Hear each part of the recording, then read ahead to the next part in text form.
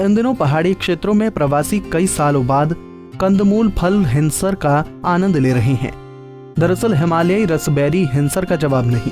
हिमालयी क्षेत्रों में समुद्र तट से 750 से 1800 मीटर तक की ऊंचाई पर बहुतायत में पाए जाने वाला हिंसर बेहद जायकेदार फल है। ये भी जंगलों और पहाड़ी रास्तों पर अपने आप उगता है। हिंसर में अच्छे औषधीय गुण पाए जाने के कारण इसे विभिन्न रोगों के निवारण में परंपरागत औषधि के रूप में उपयोग किया जाता है। देखिए, आप सब जानते हैं कि पहाड़ में जो विभिन्न हिस्सों में जो हिसर है वह एक कंदमूल फल के रूप में जाना जाता है। हमारे जो क्षेत्र है उसमें इसको हिसूल भी कहते हैं। और बचपन से हम लोग बचपन में इसको खाते थे, इसका आनंद लेते थे।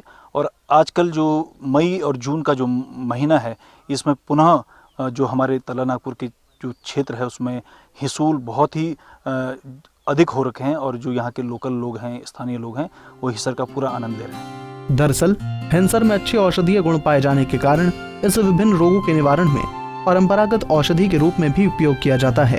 प्राचीन समय से लेकर वर्तमान तक हिंसर के संपूर्ण वैज्ञानिक विश्लेषण और परीक्षण के उपरांत ही इसे एंटीऑक्सीडेंट, एंटी ट्यूमर और घाव भरने के लिए भी प्रयोग किया जाता है। अच्छी फार्माकोलॉजी एक्टिविटी के साथ साथ हिंसर में पोषक तत्व जैसे carbohydrate, sodium, calcium, magnesium, potassium, iron, zinc और एस्कार्बिक एसिड प्रचुर मात्रा में पाए जाते हैं। इसके अलावा हिंसर का उपयोग jam, jelly, vinegar, wine, chutney आदि बनाने में किया जाता रहा है। ये malic acid, citric acid, tartaric acid का भी अच्छा स्रोत है। यही वजह है कि धीरे धीरे इसके फलों से बाजार भी परिचित होने लगा है। ये उत्तराखंड देवभूमि है। हिमालय में जितनी भी वनस्पतियाँ पाई जाती हैं, अधिकांश वनस्पतियाँ, पेड़ पौधे जो वानस्पतिक रूप से भी हम देखें तो जो यहाँ के फ्लोरा एंड फौना होते हैं वो कहीं ना कहीं औषधीय गुणों से भरपूर होते हैं। और पहाड़ों की यदि हम बात करें तो हमारी यहाँ की विरासत से जुड़ी हुई जो हिसर, हिसोल यहाँ पर है उसका काफ़ी महत्व है। महत्व इस संदर्भ में भी है कि बचपन में जब हम लोग स्कूल जाया करते थे तो इसका कुछ आनंदित करने वाला होता है।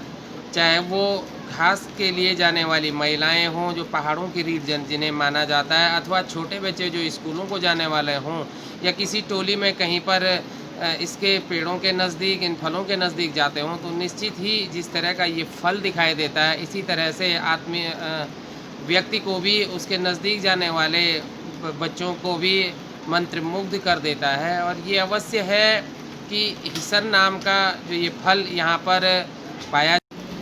देखिए, पहाड़ी क्षेत्रों में आप देखेंगे हिंसर बहुत बड़े पैमाने पर पाया जाता है और इसको हिमालयन रसबेरी के नाम से भी जाना जाता है। और ये फल जो है बहुत ही स्वादिष्ट होता है। एक तरह से हम देखेंगे कि जिस मात्रा में पाया जाता है उस तरह से इसका उपयोग नहीं हो पा रहा है।